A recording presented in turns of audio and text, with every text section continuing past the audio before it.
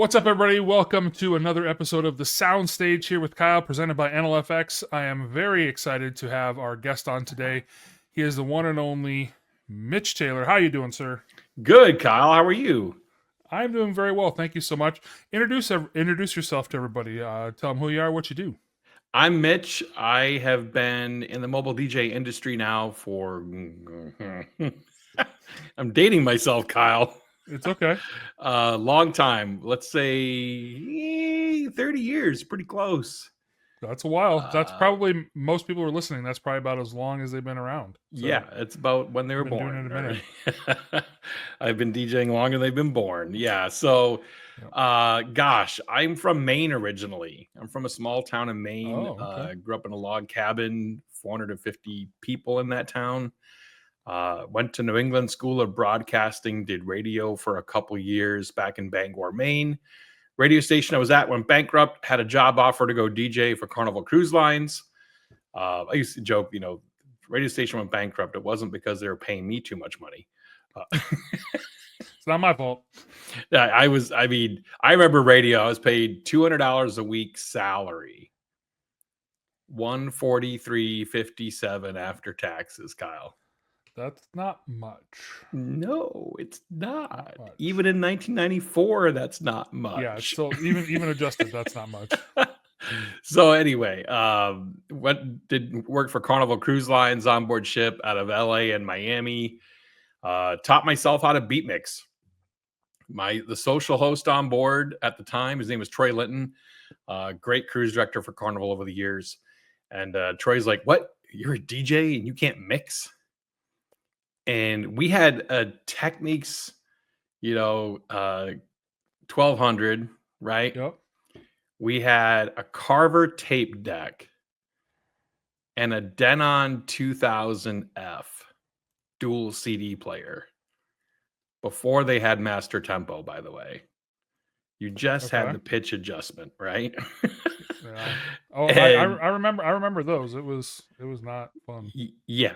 The funny part is one side of those CD players was broke because the ship's vibrations blew out the laser. So I had to teach myself how to mix, but then I not only had to teach myself how to mix, but then I had to adjust. Okay, well, I can't play this song to this song because I have a CD and I'm playing out of that one. So I have to do a tape next, or I have to do a record next. You know what I mean? You have to choose the medium. Jeez. Yeah, I mean, I guess I never even thought about that for CD players on a cruise ship as much as it's undulating and doing all sorts of stuff. I mean, when I started, people have heard me say this when I had to. So I started in 6th grade. Okay. So I've been DJing almost as long as you have. But so we were using our personal Walkman. Yep. Well, the bass, they were sitting on a table. Well, if the bass would hit, it'd jump, and so it'd skip the thing. So we had to put, foam towels under them. That's my sound dampening. Right. Was the beach towel that I brought from my house to do. But no, that'd be really hard. I've never had to do medium to medium, so I can only imagine. Yeah. So I taught myself. You know what I mean? My first mix ever, I think, was, Here Comes the Hot Stepper, Ina Kamosi into This Is How We Do It, Montel Jordan, or something like that. That's both bangers. You can still get away with those today. Those are great. Yeah, pretty much you can. And then I left Carnival Cruise Lines. I met my wife on board ship. She was a guest and I was a bad boy. Oh, wow. And true story. We've been married now for 26 years. Going on 27 here, and moved to Metro Detroit, did weddings, private parties, clubs, signed on with one company first, and then moved from that company to a different company, helped grow that company from 3 systems to 6 systems. So we doubled their output. I was their sales guy. I was their music director, kind of did that full time there in Metro Detroit. Did weddings, private parties, clubs, things like that. And then we had our firstborn and we decided to move to the UP of Michigan. And that was about 21 years ago. We moved up to the Upper Peninsula here in a town called Gladstone, which is right next door to Escanaba, where I am now. And we opened up Tailored Entertainment. I didn't want to compete awesome. with my former boss in Detroit, so we moved up here and started completely brand new. No one knew me from Adam, you know. Mm-hmm.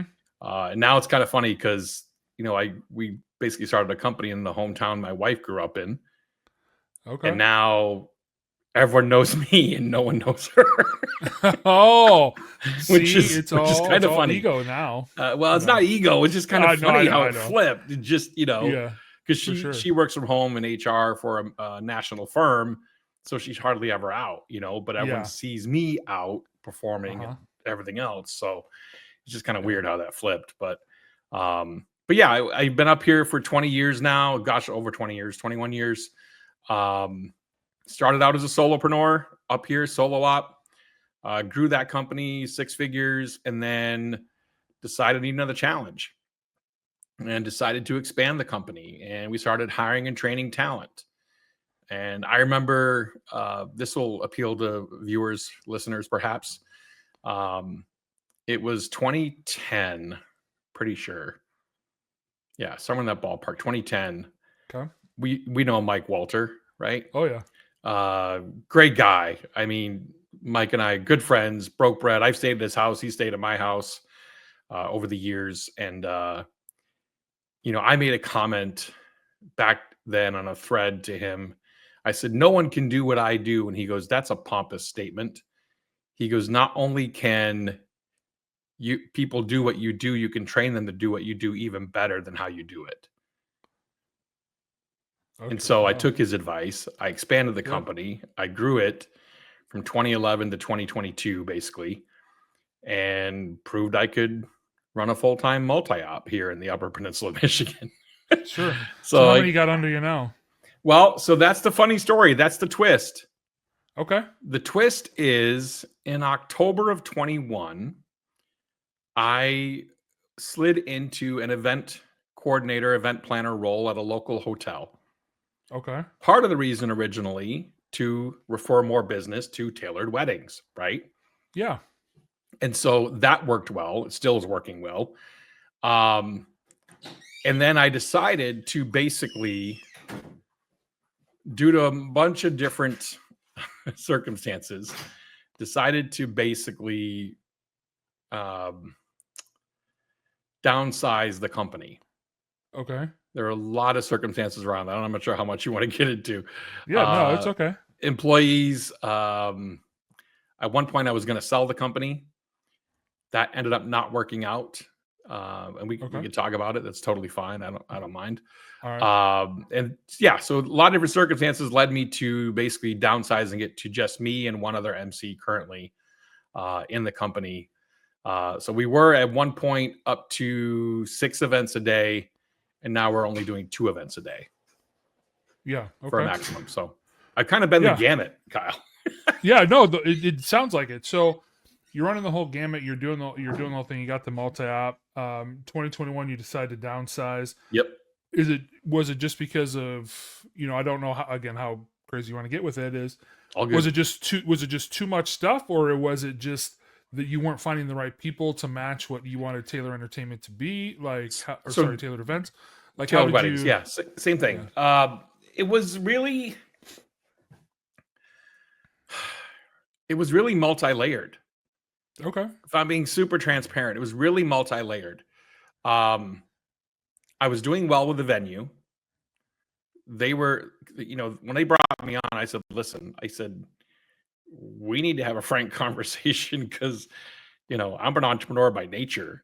Like, Yeah. you know, and they were like, we'll bring you on. We'll give you 401k. You don't only report to us as the owners. You come on as a manager. You don't have to manage any people here. You're just managing our brides. We'll give you the Yeah. whole wedding division. You take it over. You do it how you want it. Carte blanche. I'm like, Yeah. you That makes don't it a have lot to, easier. you don't have to punch in and out. You can do the work whenever you want. I'm like, where's the negative? Like, Right. Sure. so that appealed to me.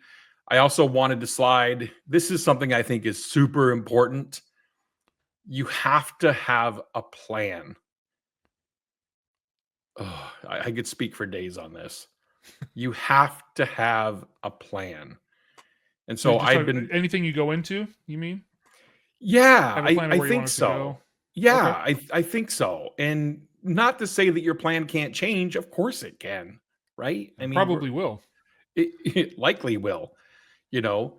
Hmm. Um, but I've diversified my portfolio in regards to my investments, in regards to my endeavors to be able to maximize my time.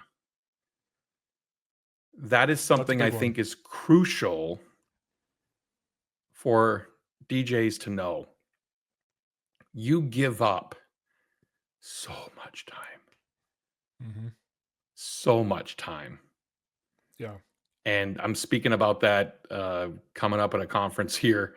I'm not sure when this is airing, but I'm speaking about this very subject. It's part of my book I wrote, Lyrics to Live Life By. It very much has a time theme to it. Yeah. And so I think COVID was a wake up call for a lot of us. I know it was for me.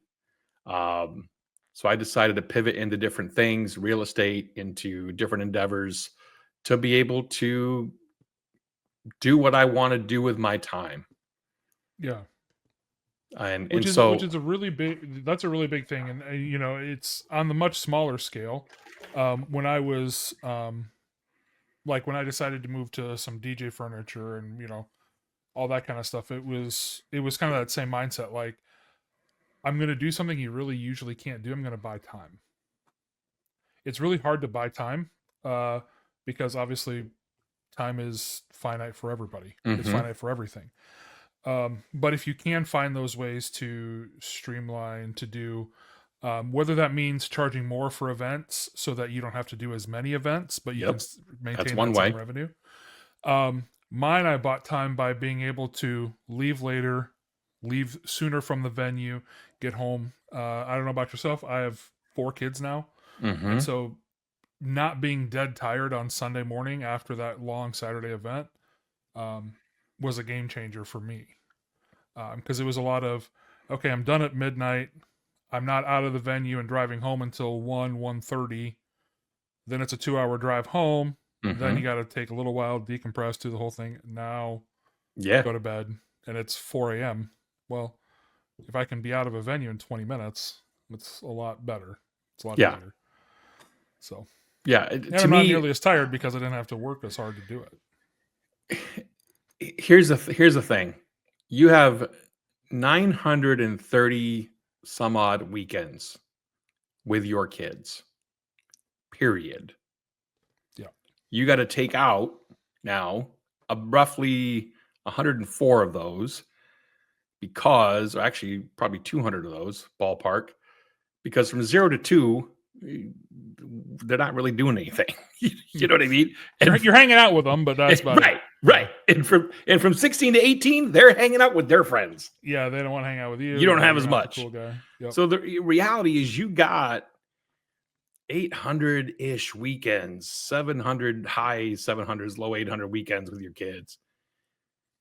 And I this is not a holier than thou thing because I lost a lot of time. So this is me looking in the rear view, realizing it Yeah. and trying to tell other DJs, hey, you need to protect your calendar. And I've done that over the years. We set aside time for my son. We did a big high school graduation trip. I'm setting aside 2 weeks for my daughter coming up this year for a big high school graduation trip for her too. I firmly believe in work hard, play hard. But yeah, if there's one message I want to drill home to DJs, well, there's two really right now. I try to drill home. Time is the biggest one to me, though. Yeah. And it's funny that you talk about that because, actually, if you let my computer go to sleep, Hmm. actually what comes up is a countdown. And what I have for that is roughly, because obviously it's a ways away because Sure. she's currently in 6th grade, but I have roughly my daughter's graduation date. Yeah. Because I just think, okay, that's all the time left she's here. And Right. then she's going to college, she's doing her own thing. Obviously, I'll still see her here and there, the whole thing, but Sure. I won't have the everyday access that we have now. Yeah. And so I want to make sure that I that's ever present, kind of like what you said, Smart. you can't get it back. No. And so she asked me one time because she came in and looked at it, and I told her, she's like, well, that's weird. Why do you have that? And I was like, because after that, then you're gone. I don't get to see you every day again. Yeah. Obviously she could stay and, go to college near us, and, she could stay at home and all that kind of Yeah. thing. But that's my hope. That's not necessarily the Right. reality of it. Spend the money, spend the time. Yeah. I'm a big believer of, work hard, play hard, and if there's something you want to do, go do it. Make a plan. Because tomorrow is not promised to any of us. No. Yeah. No, absolutely not. And make a plan. Yeah. I talked about that earlier. 21, we invested into real estate, which has been huge for us. It's going to help for our retirement. And if you're sitting here at, a DJ at 30 years old, you have time on your side right now. Set aside money out of every event. I don't care if it's $50. Set aside money out of every event and invest it, because you have time on your side that's going to help that grow. And you're not going to be this 60-year-old DJ still having to work. Yeah. There's a difference between You wanting want to work. Yeah. There's a difference between wanting to work and having to work. Those are I don't know that you'll ever get Big Daddy to quit. No. I just talked with Big Daddy on the phone earlier today, actually. Yeah. I was saying, talking to him, I had him a few weeks ago. He loves it too much. He could never walk away. But at the same time, he could. Don't get me wrong. Even in quote unquote retirement, right? I will still have to do something. I thrive at having things to do, having a schedule. I'd go stir crazy if I didn't have things to do. So I'll still do something. Mm-hmm. But the difference is I can be more picky and choosy about what I want to do. Yeah. And I think that's a really good thing. And like you said, like you kind of started doing that in 2021 when you decided to take on that thing at the hotel. And you know what? This is something that I really want to do. It's not, obviously they made great incentives for you to do it, but at the same time, it wasn't, oh man, I have to do this because of this reason. It's like, you know what? This would be a really great opportunity. Well, a great opportunity to slide into in retirement, and then also for referrals for Tailored. I mean, there was a win on the front end and a win on the back end. And I'm like, that's absolutely. Yeah. and looking for those opportunities, you say how you talked with the owners and everything, that I feel like that's kind of how I came to All FX. It was just kind of Ben and we were talking, we'd been talking for, obviously I've been a customer for years before that. Sure. But we'd just been talking a little bit here and there, on and off, for like the last year and a half before I came on. And, one day out of the blue, he's just like, hey man, you got time? I'm coming through. Can we just sit down and talk? And, he kind of laid out his vision and his idea. And I was kind of the same way you were with the thing. Okay. Like, do I need to sign something that says I'm cool with this? Or, right. It was just too easy. Yeah. So, just real quick, I wanted to give everybody a shout out here for something. So you said $143 a week. Yeah. Okay. So I went to an inflation calculator. Oh, shit. As it stands right now, that's just $310 a week. Oh my God. So you're doing I've great. never had anyone do that before, Kyle. So thank you. Yeah. Sorry about that. No, I appreciate it. Just for anybody listening. Also, and how much is that a month? About $1,200, Mark Farrell. Thank you. No. Yeah, exactly. Right. That's kind of the other thing that I want to think is how much, when you were on those not as well paying things back in the day that you were doing, how much you could really stretch your dollar and actually survive on how much money a week. Yeah, it's not very much. No. So I'm not sure you could buy groceries and a tank of gas with that today, but no, you can't. It's not great. It's not great. No. Sorry to bring the temperature down a little bit. No, it's all good. But I think that we have to pay our dues as DJs. Yeah. I think DJs now have it so much easier in a lot of ways than we did back in the day. And I'm not trying to say this as the old guy and get off my lawn and all that crap. Mm-hmm. But I just feel like you've got a plethora of educational opportunities out there and businesses to turn to, like NLFX Professional, that are able to help guide you with purchases. We didn't have that stuff back when No. I was cutting my teeth, you were cutting your teeth, you know what I mean? Yeah. And so you have so much more access to so much more great education and opportunities out there. And I'm a big proponent of telling people, and I've said this for years, regarding not only NLFX, but speaker manufacturers and lighting manufacturers. And, you know, a DJ asked me, well, I got XYZ speaker. And I'm like, okay, great. I used to use those too.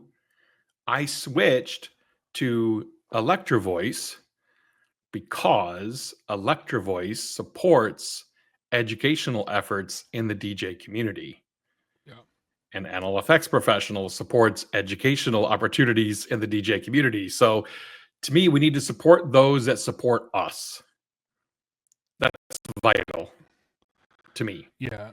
And that is absolutely true. And like you said, it is easier to get that sort of education now. Yeah. Because, like you said before, every time that we were doing it, I feel like where I was, because I was kind of like you, I wasn't on a literal peninsula, but very close in north central Right. Iowa. Right. You know, nothing but cornfields as far as the eye can see. But Sure. I was the same way. I was in a town. My hometown was not much bigger than yours. It was about 800 people. Mm-hmm. My graduating class with 3 towns combined was 26 people. That was smaller than mine. Mine was 68, but still. See, metropolis. We had Metropolis. we have 5 towns combined though. Okay, well that you know, per capita it's about the same then, I guess.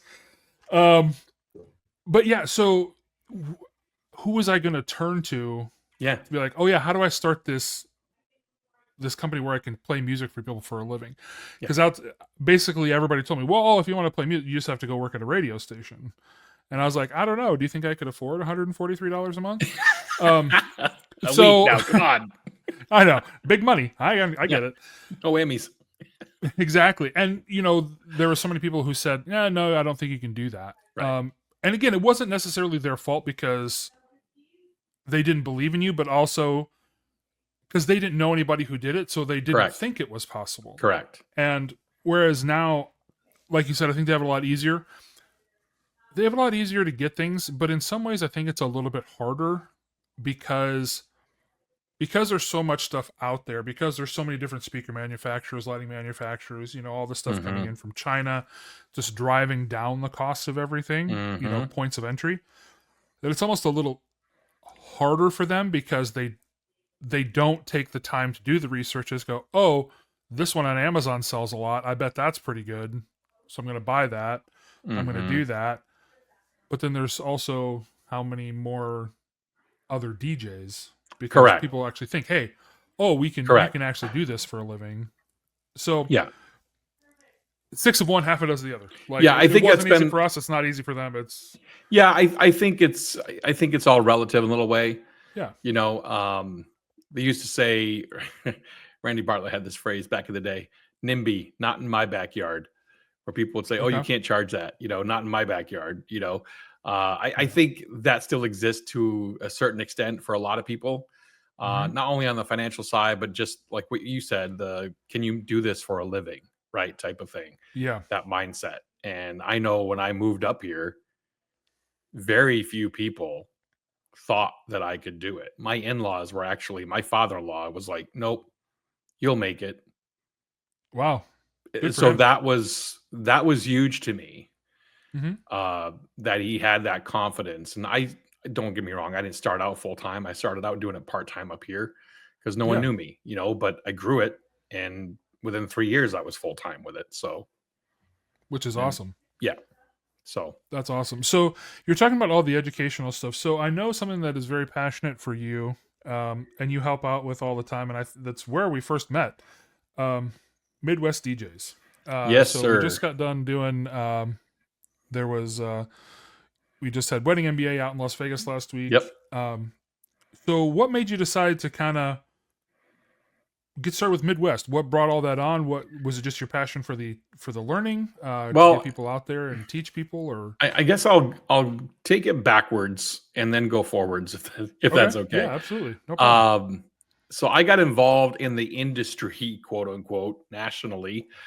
2006, I attended. John Young did a seminar, a conference, Northern Disc Jockey Conference in Minneapolis, and I got to see Scott Favor for the first time, and I got to see Bill Herman for the first time, and then I met Chris Hintz for the first time, and other people, and um, in 2009, well, I guess between 6 and 9, I was part of Disc Jockey America, which is Mark Farrell's forums he had back in the Hmm. day.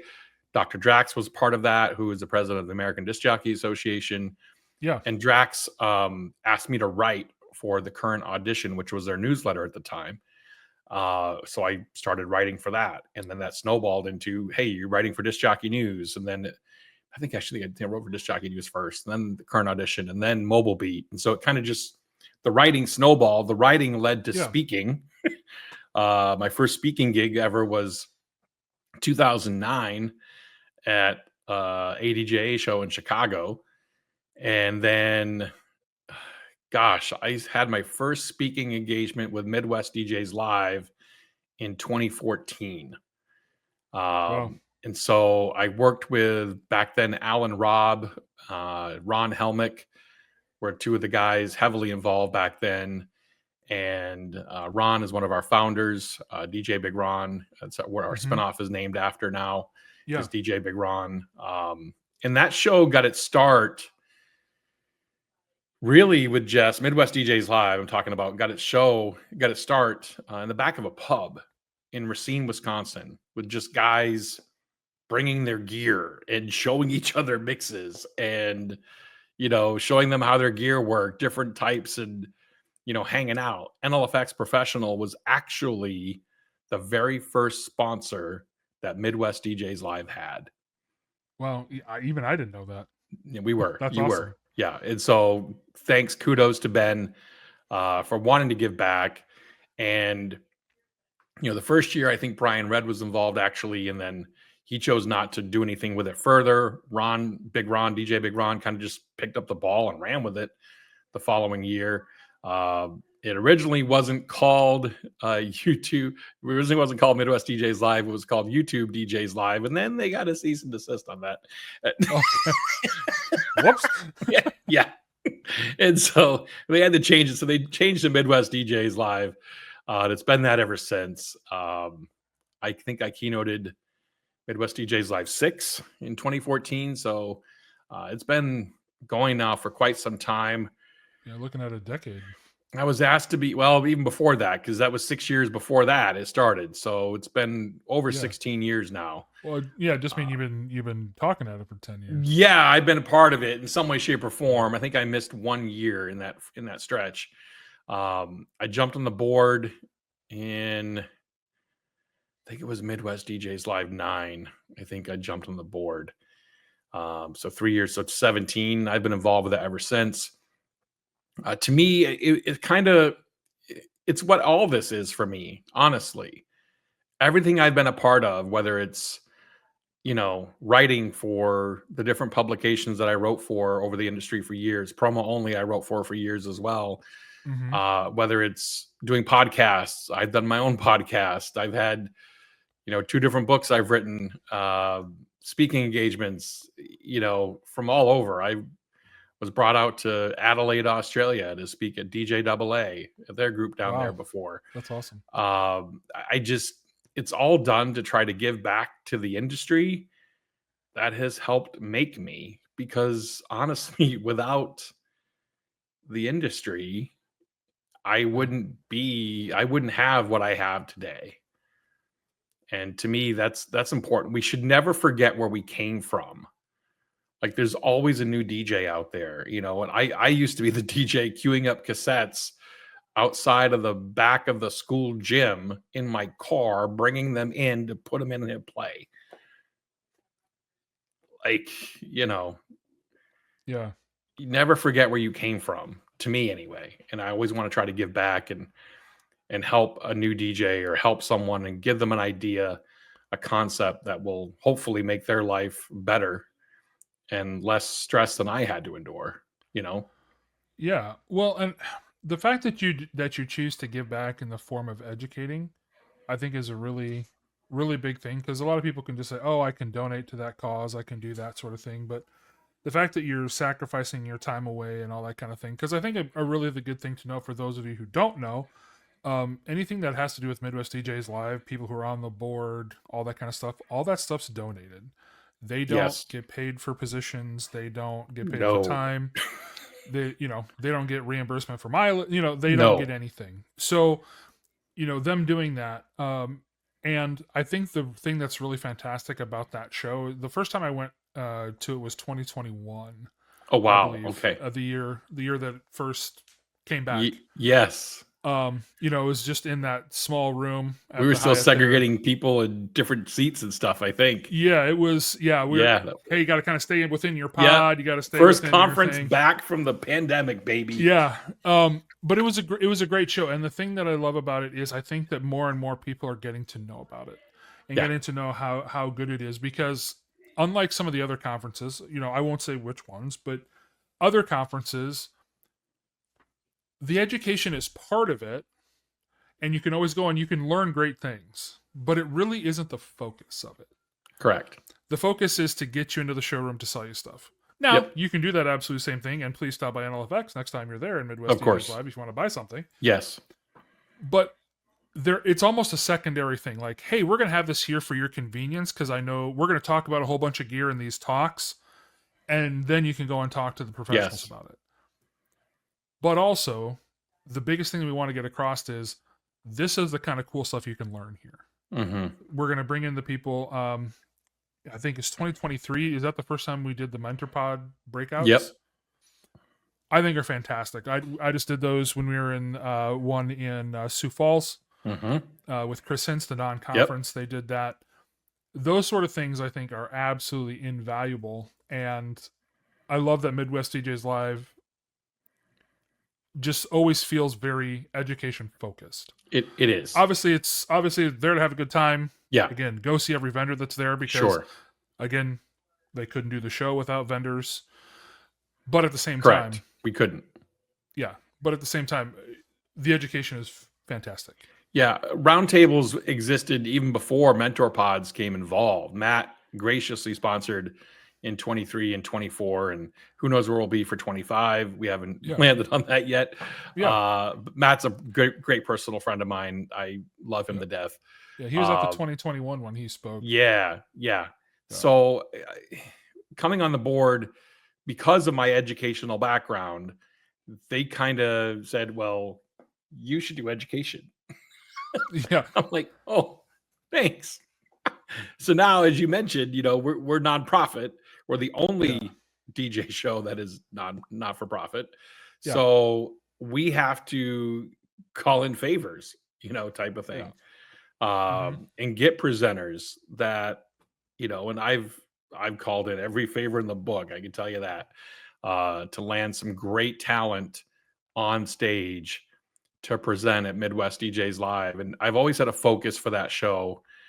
I believe there are 6 facets in our business that we have. And this is not only true of DJ businesses, but also other service-based businesses. You have marketing, sales, operations, planning, production, performance. And so when running education for Midwest, I always wanted to have at least one session on every single one of those topics, and then fill in around, right? Yeah. So that was the goal, and why I think, and Rich Lang has done amazing work. He took over as education once I stepped down, took it to another level. Rich is now our president. I'm our past president, so I get to sit back a little bit. A little bit. I'm sure it's not. Weight. I'm not sure it's too far back. You're right. It's not too far back. Rich and I and the whole board is excellent. Honestly, it takes the entire board to make that work. And there's pluses and minuses to having an entire board or having one person do it all, I think. But I would go to war with any of those board members I've worked with over the years. any time to produce a show because they all know what it takes to get it done. Get shit done. Yeah, no, absolutely. And I think I don't know if I can think that swear or also not, sorry. no, you're just fine.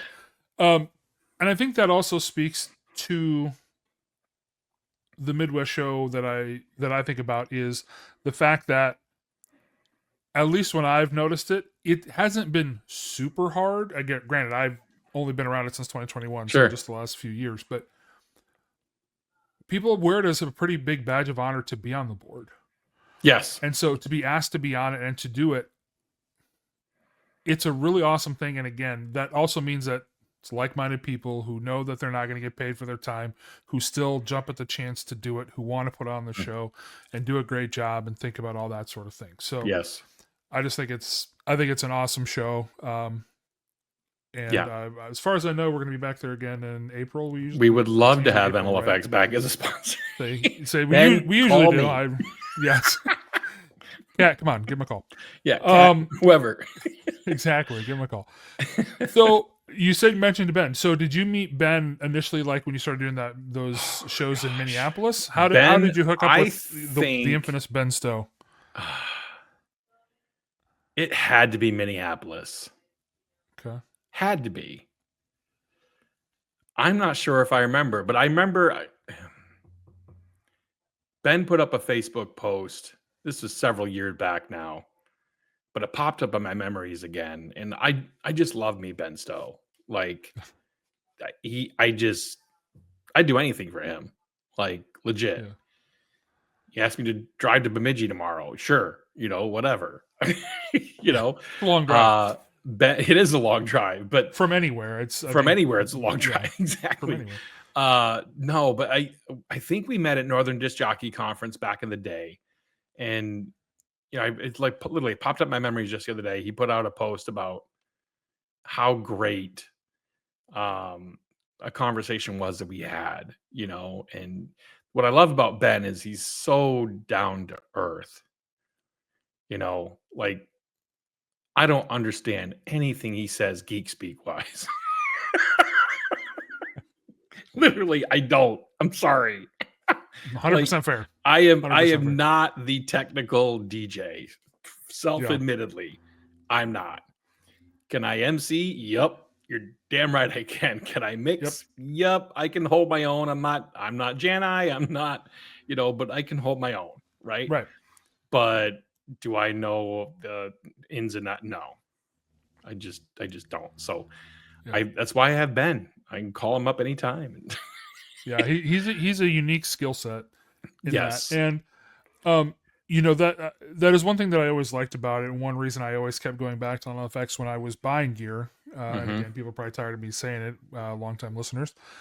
Long time as we're doing like our 17th one. But I think who you see in Ben when he is in front of you and he's on because he's at a conference, it's exactly who he is behind the scenes. Yeah. He's not putting on a show. No. And I don't think anything could be more true than the presentation he gave last year. I think it was at Harvest of Sound. That, the title of his thing was, "It's not business, it's personal." Yeah. I saw him he gave that in 2020 in Vegas as well. And that really is how he sees it. And the thing that just drew me to NLFX continually is, again, that's how I grew up. I grew up in a small town that, my mom came in, legitimately forgot her wallet at home. They'd say, yeah, take the groceries, bring it back tomorrow. Correct. It's okay because it's a small town and that's just what you do for each other. Yeah, it's cool. Just come back tomorrow. You can pay for it tomorrow. Yeah. That's the way he always treated me, was just like, hey, let's sit and figure this out. And last week, I guess talking about how, I'm buying a $300 microphone, and he talked to me like I was building a 6-figure sound system. And that's the way he always treated me. And so that's what really drew me in and all that sort of thing. And the other thing that I love about it is they are as committed as anybody to giving back. Yes. Because obviously we wouldn't be here without all of our customers. Correct. And so we want to continue those education because we want everybody to continue to grow. Because selfishly, if you do better, we can do better. Correct. But it's just you like you said, you got to kind of support the people who support you. Yes. And Firm without all believer. these without all the different vendors and things that do that and help put on these shows, unfortunately, they just can't happen. They don't exist. Yeah. Your dollar amount that you're paying for those tickets, it's not covering the operational cost. Nope, it's not. I can tell you that it helps for a fact. It helps. It does help, but yes, but it doesn't. It does not cover all the operation costs. You wouldn't want to have to pay it if they paid operational costs just out of what you paid for a ticket. Yeah, correct. It'd be pricing a lot of people out. Correct. And having those sponsors like NLFX and others who go to these shows, vendors help supplement it. Absolutely. Yeah. So, if you want those to keep going, please shop all the vendors that you see. Yes. Supporting anyone you see at an industry trade show. NLFX is almost at every single one, almost. Yeah. And yes, please. Yep. Well, spend your dollars where they help support you. Not Absolutely. on 1-800 voice jail. Yeah, also true. So, the last thing I'll get you out on here. So I want you to think back. Some question I always like asking people: can you think back over all your times doing weddings, doing events, doing all that sort of thing? Do you have a really core memory that sticks out? Like, oh my gosh, I can't believe that I was part of that. That was really awesome. Something that just sticks out in your mind. I always think of 3 or 4 different ones, but is there one that really sticks out to you? There's a few that come to mind.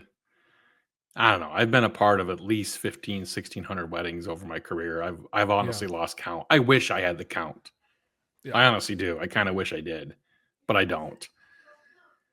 I'm going to talk about it at Harvest of Sound coming up here. This is what I try. I mentioned about, things I try to drive home to people nowadays, and time is one of those, right? Mm-hmm. And the other one, it sounds corny to say, but it involves love. We have an abundance of love to give and a finite amount of time in which to do it. Jamie Bodie, who you should have on, if you don't have him on yet, you should have him on. I haven't yet. I know Jamie well. He's good. He's awesome guy. Great dude. Love is spelled Time. Show me what you spend your time on, and I'll show you what you love. Right, is one of Jamie's quotes. And so, to go back, I did this wedding years ago. The bride's name was Allison. The groom's name was James, and the grandfather's name was Cleo. And groom's name was Scott. Photographer's name was James. Anyway, Allison lost her father at 7 years old. She didn't get to have a father-daughter dance. Yeah. And there's a picture from her wedding with her grandfather dancing with her. And you can see the gleam in his eye of knowing what I know now at 50 years old, that those sands in the hourglass for him are much less left to go than what exists for her. And he's kind of fulfilling that role that her father didn't get a chance to do. Mm-hmm. So I implore you, dear listener, dear viewer, as DJs, do not treat that moment, a first dance, a father-daughter, a mother-son, as just a throwaway announcement. Ladies and gentlemen, it's time for the father-daughter dance. I mean, how often have you heard that? Have you seen it? Have you done it? I used to do it. Yeah. I used to do it. Absolutely, I used to do it. This 100%. isn't a holier than thou thing. But the reality is, and this is what I try to drive home to our couples in the sales consultation, this is your opportunity as a son, as a daughter. Yes, everyone's there to see you and party and have a good time, eat food, drink, right? All that. Yeah. But you have a unique opportunity right now to turn around and say thank you to your parents for raising you and putting up with your for 20 plus years, Yeah. right? Got 4 of them, I know. Yeah. So that's what I try to impress to couples now. And DJs, find a different way to present these moments than just a throwaway announcement. Get to know your couples.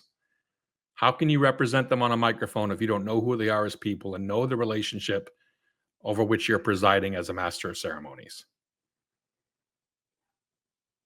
You got to know. Period. So anyway, that No. did that Boy, I cover don't your know answer? I don't know if I could do much better than that for a closing talk.